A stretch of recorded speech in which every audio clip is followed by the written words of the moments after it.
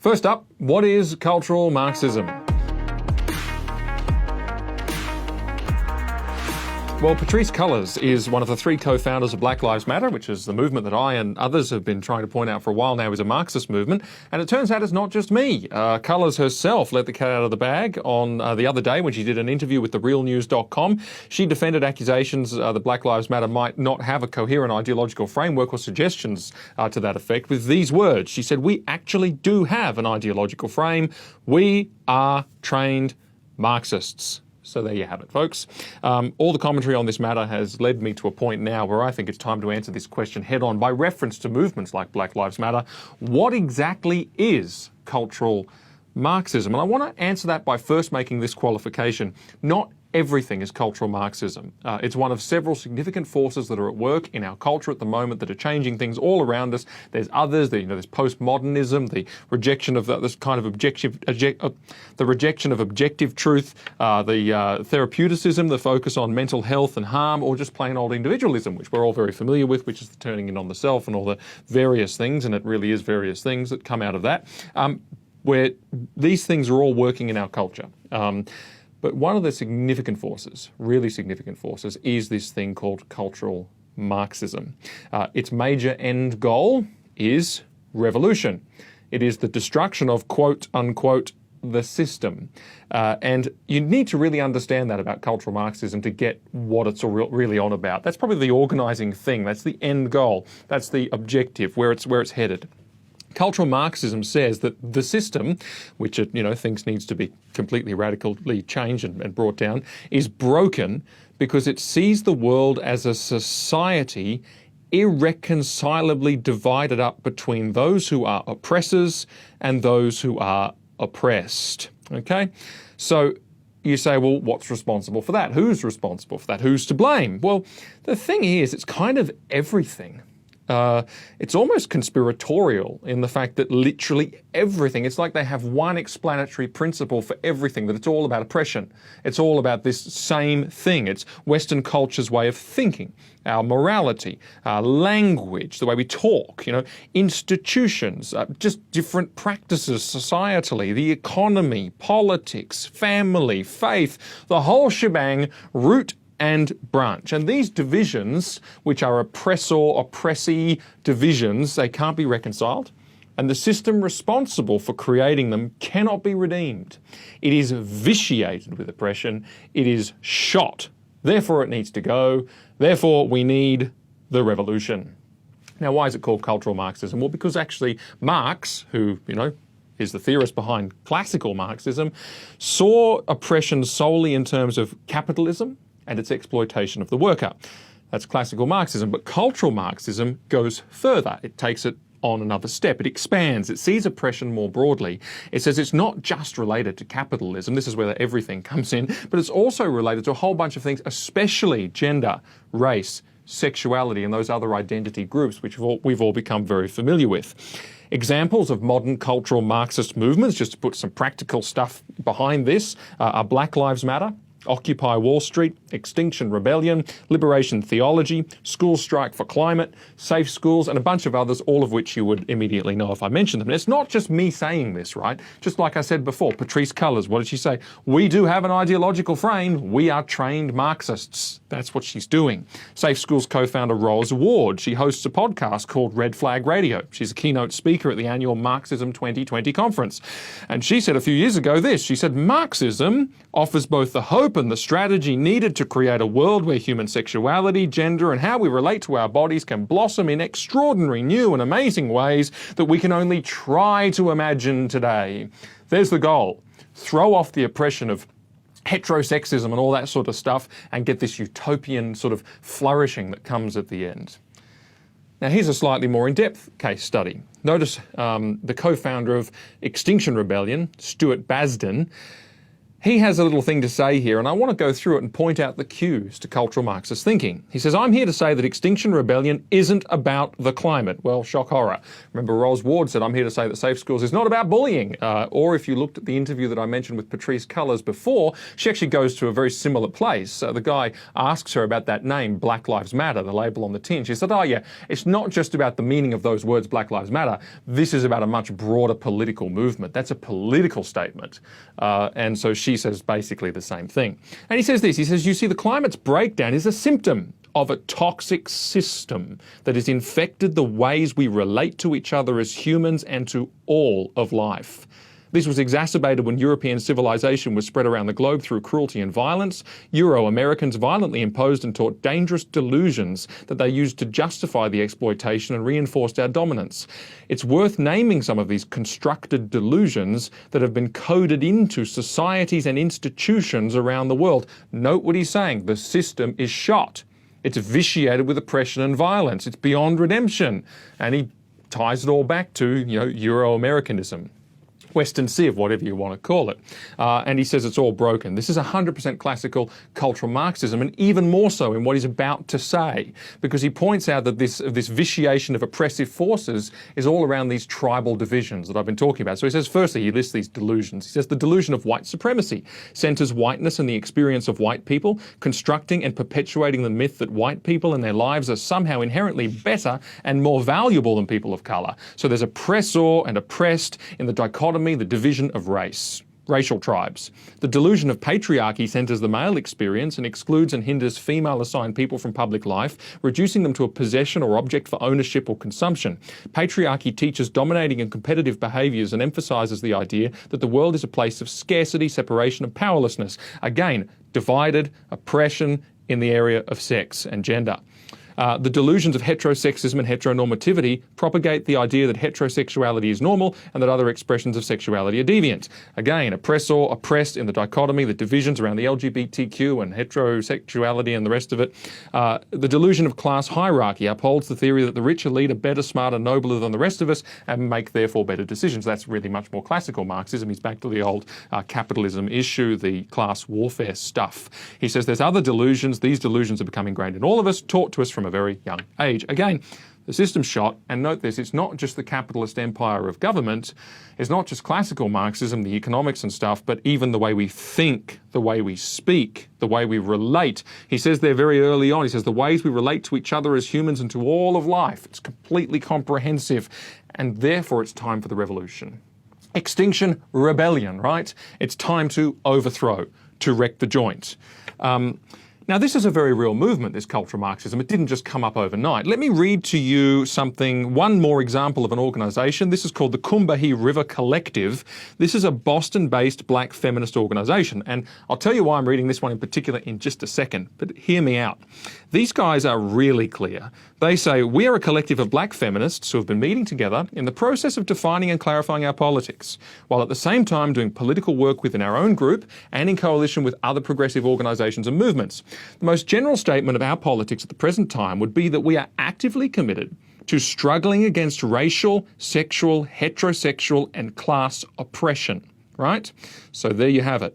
Before looking at the recent development of black feminism, we'd like to affirm that we find our origins, blah, blah, in the historical reality of blah, blah. And he says, they say the life and death struggle for survival and liberation. So it's that struggle for overthrow. Our politics evolve from a healthy love of ourselves, our sisters, our community, etc. Note this. This focusing upon our own oppression is embodied in the concept of identity politics. Their words. We believe that the most profound and potentially most radical politics come directly out of our own identity, as opposed to working to end somebody else's oppression. We realize that the liberation of all oppressed peoples necessitates the destruction of the political economic systems of capitalism and imperialism as well as patriarchy. Although we're in essential agreement, so they're going the same directions entirely. Identity politics, it's all about the intersectionality, the tribes that I belong to, and we need to use that to destroy the system that's oppressing those tribes and those identities that I have. And then they say this. Although we're in essential agreement with Marx's theory as it applied to the very specific economic relationships he analysed, we know that his analysis must be extended further in order for us to understand our specific economic situation as black women. See? More identities, more analysis, more spreading out of the culture, the Marxist dogma of oppression into those areas. Cultural Marxism. And they actually finished with this. They said, we haven't the faintest notion that what possible revolutionary role white heterosexual men could fulfill, since they are the very embodiment of reactionary vested interest power. So thanks, ladies. But, you know, why do I read that? Not only is it so clearly saying what I'm saying in their own words, but here's the thing. Can you guess when that was written? Do you know, if you don't know anything about this group, I bet you can't, because it was written in 1977. That could have been yesterday. Cultural Marxism is real. It's been around for a while. It's having a monumental impact on our thinking today. And I would say in many cases, especially the younger you get, it, to use a word I used before, vitiates your thinking. But I want to notice two things. Firstly, I want to make a practical comment, then I want to make a spiritual comment. Firstly, notice that the key difference with cultural Marxism and other political movements is the difference between revolution and reform. You take the civil rights movement, for example. Cultural Marxism says that the system is irredeemably corrupt and therefore must be ruined completely. Civil rights movement said nothing of the sort. Civil rights movement said the system is actually pretty good, but it needs to be fixed because there's certain people who don't have full participation in this system. There's certain people who are being pushed to the edges, and that was absolutely true. And so they got busy to reform. Fast forward a few decades and America elects a black president in a landslide twice, right? I mean, if you'd said to somebody 15 years ago, what would it take for America to prove that it's given up on racism? I think people would say, elect a black president. That's an amazingly powerful thing. Fast forward a few decades, you've got Western societies with welfare states that seek to benefit racial minorities. They've got scholarships and bursaries for the education of racial minorities. They have legislation to protect the land, culture and heritage of Indigenous peoples. They have tribunals to police acts of discrimination against racial minorities. They have refugee programs to bring racial minorities to freedom. They are integrated multicultural societies that consistently and time again are rated as the least racist societies on the planet by some margin.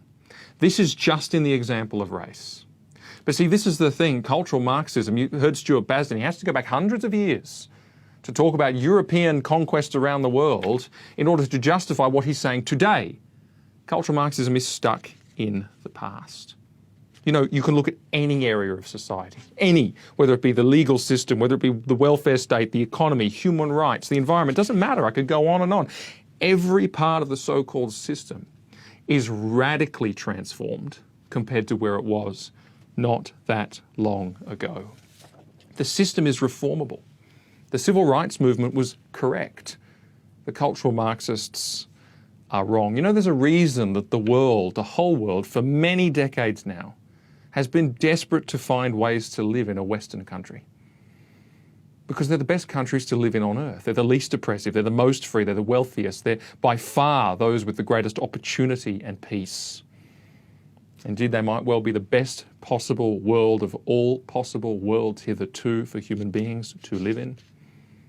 You realise that? Any knowledge of history, any knowledge of the globe will tell you that. You know, you've won the lottery of life to be born in Canada, New Zealand, Finland, the United Kingdom, the United States of America, Australia. And it just strikes me as mindless arrogance of activists who think that the total destruction of the system in a moment would go just fine. That it'll all be recreated in their own image, and the contents of their minds and their abilities is such that that image would be perfect in a moment. It blows my mind. Absolutely blows my mind that revolution, they think, of such a system is a good idea, especially when they are the ones perpetuating an angry and resentful and rebellious ideology that has seen 120 million people die in the 20th century, the last 120 years. Come on. It's crazy. That's my practical comment. Let me finish with a spiritual comment. This is, I think, one of the most important observations about this whole thing. There is a far bigger objection than all that I have said. I mentioned several times that at the heart of cultural Marxism is this revolutionary goal. It is the forcible overthrow of all existing social conditions. That is literally the last line of the Communist Manifesto. So that's what it says. Many say that the revolution targets Western civilization. And I've been criticised on this basis that, well, you're just sticking up for Western civ. Why are you so obsessed with it? Do you know what? That's not actually my concern. That's not actually I'd say my primary concern.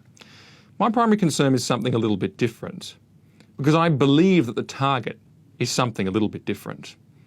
Note carefully, what is it that they call oppressive? What is it that they say is really perpetuating this sin that they think is blighting society and creating victims? What is it against which they are truly rebelling? All these movements, all these suits of clothes worn by what is effectively cultural Marxist movements. Well, you know, it's carefully curated, this list. It really is. It's actually extraordinary. I'm going to read them out to you, and I want you to think carefully about what is it that's the common theme between this list. Let's start with the family. The Black Lives Matter statement is clear. They reject the nuclear family. They all do. Marriage. Cultural Marxists call it patriarchy. Gender. Cultural Marxists say that binary gender is oppression. That's what they're telling your kids so that they can flourish in new and extraordinary ways that we can't imagine, according to Rose Ward. Sex. Heterosexuality is killing sexual minorities. It's oppressing them. It's harming them dreadfully. And we need to cast off those shackles so that anything and everything is acceptable. Children. They're absolutely, totally pro-abortion. Black Lives Matter, again, their statement of what we believe is quite, or their comments on this stuff is quite clear. They champion abortion rights. And do you know that even the UN now calls it the motherhood penalty when women have children and look after them, which is quite sick in my opinion, but there you go. They call it that. Patriarchy, the fact that many who would lead throughout history have been men. Work, the Marxist utopia does not value work as a legitimate means of bettering yourself. It is not an honourable endeavour. Justice. Black Lives Matter, or at least the movement for Black Lives, of which they are a member, wants to defund the police, close down jails, and a host of other things. To read it is quite alarming and extraordinary.